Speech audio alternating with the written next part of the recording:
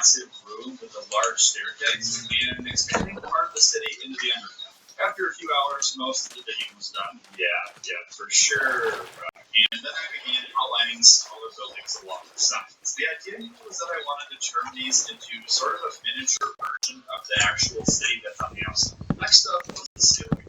And for this, somebody had a great idea of turning it into a starry nighttime sky. So I went through with a bunch of black concrete, black glass, and even some end rods to act as the stars themselves. And this looks amazing. Oh yeah, I should probably tell you that this part of the build is what I'm calling the Melon Hall, which is a museum that I'm building inside this world for you. You were even invited to watch the streams, and when you do so, you get your own custom enclosure with an armor stand, and it's totally permanent. By now, I've dug myself a pretty big hole, and I wanted to ultimately connect this area up to the city. After some brainstorming, I decided that a subway system would be a really cool detail there. To begin, I started clearing out this massive before digging out the middle section for the tracks. The floors were simple enough with cobbled deep slate and these black yellow bits that looked like guardrails on the end. I even got to experiment with smaller details like these departure and arrival sections with like vending machines and small benches. So much fun. Then came the ceiling, followed by the tracks, and then the subway itself. Okay, yeah, just kidding. That is the Alaskan Boulevard. It took me a long time to get the shaping right, but eventually I landed on a design for the train that I'm pretty proud of, using stone, dark prismarine, dwarf wood, and acacia. I kept the interior pretty simple so I can add details later. By now, the subway was looking pretty cool, but I still wanted to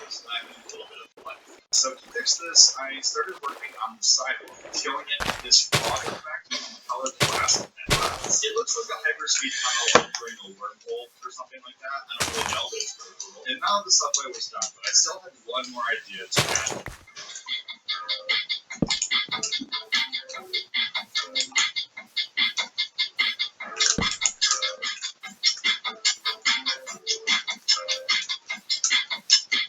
You see, by now I've been streaming consistently for about a month or so, and I figured that making a gigantic subway map art with banners and locations honoring my Twitch mod would be so cool. 70,000 white concrete and about 15 hours of my time.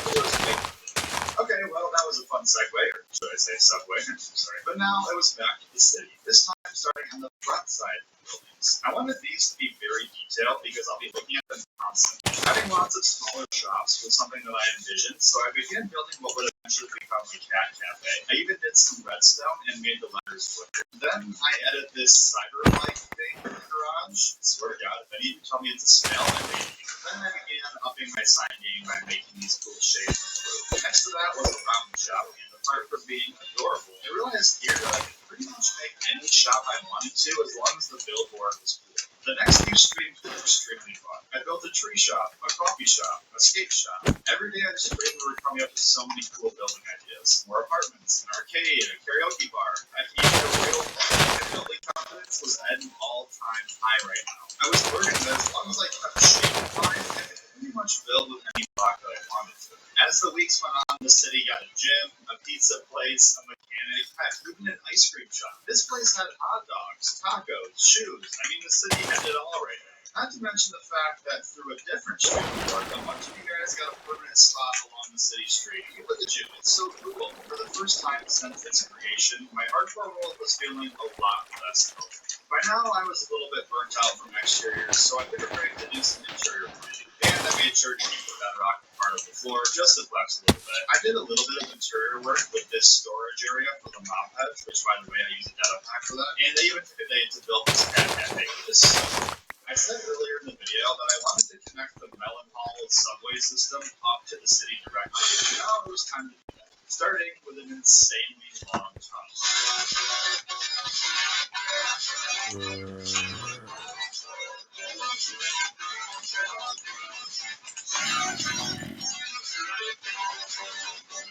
The main tunnel consisted of a series of archways, followed by the floor, and eventually these wall decorations. Okay, so now that the tunnel itself is dug out, I need to dig all the way down to bedrock to actually connect this up to the city.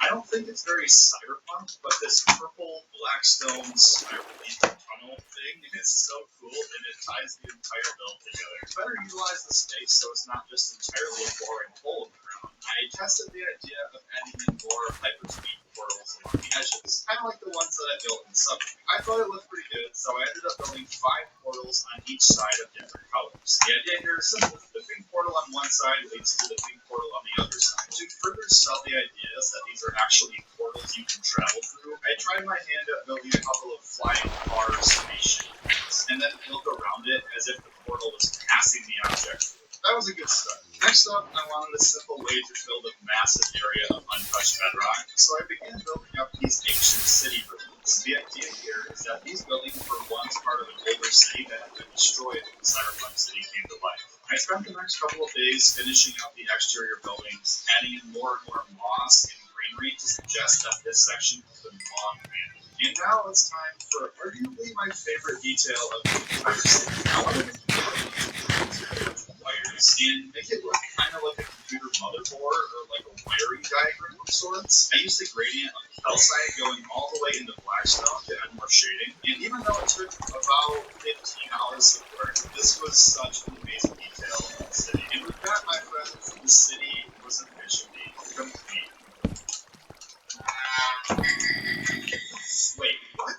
Hold up, wait a second. What are these coordinates that I just received? Alright, we're getting pretty close to the coordinates that I received. I'm not really sure what I'm supposed to be looking for. Whoa, what in the heck is this? What even is it? Hold up, wait, what? Oh my, I am extremely creeped out. What the heck is going, what is this? There's this like temple thing. Hello, dude? What's going on? Dear Brock, I never actually liked you. Get framed. Thanks for the city, though, Dennis. Oh my god, you are a psychopath.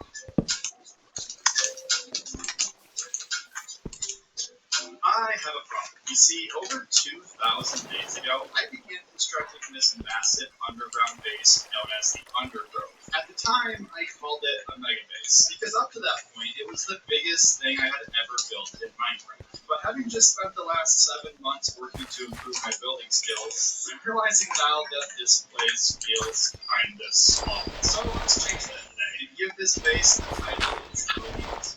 First thing this place needs is a proper entrance because right now it's this, and that's just awkward and funky.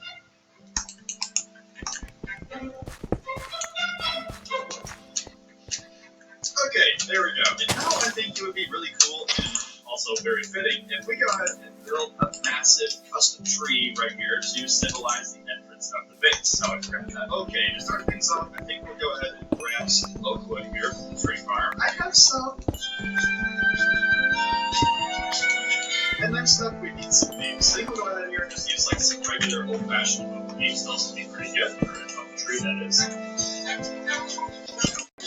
Okay, that should be enough.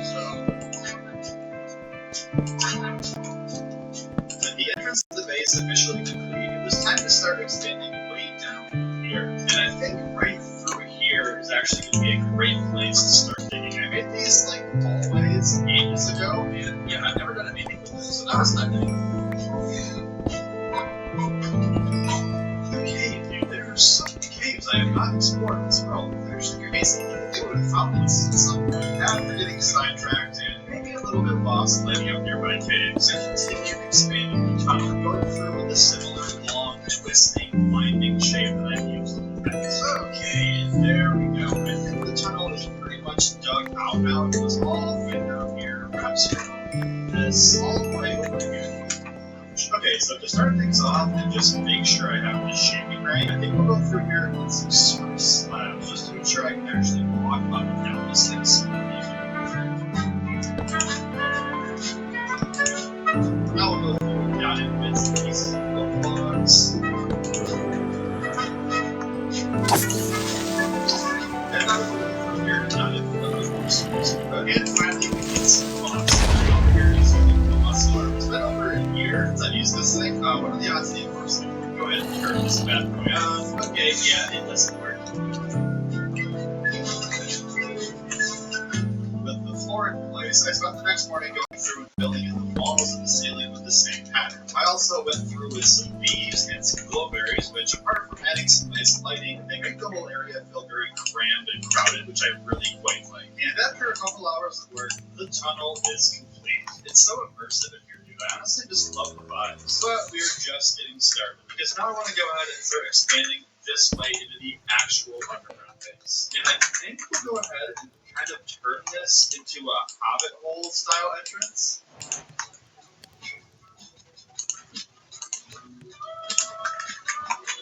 Yeah, I like that.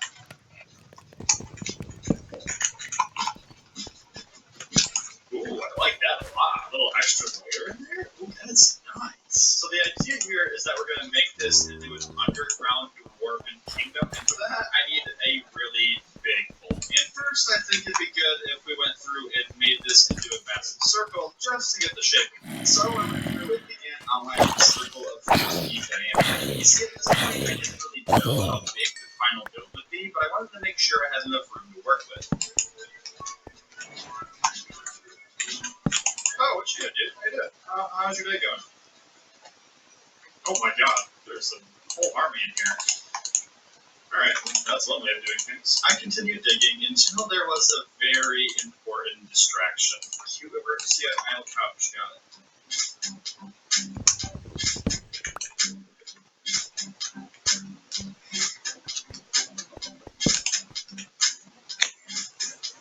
Yeah, I think this is gonna work just great. It's also like way bigger than I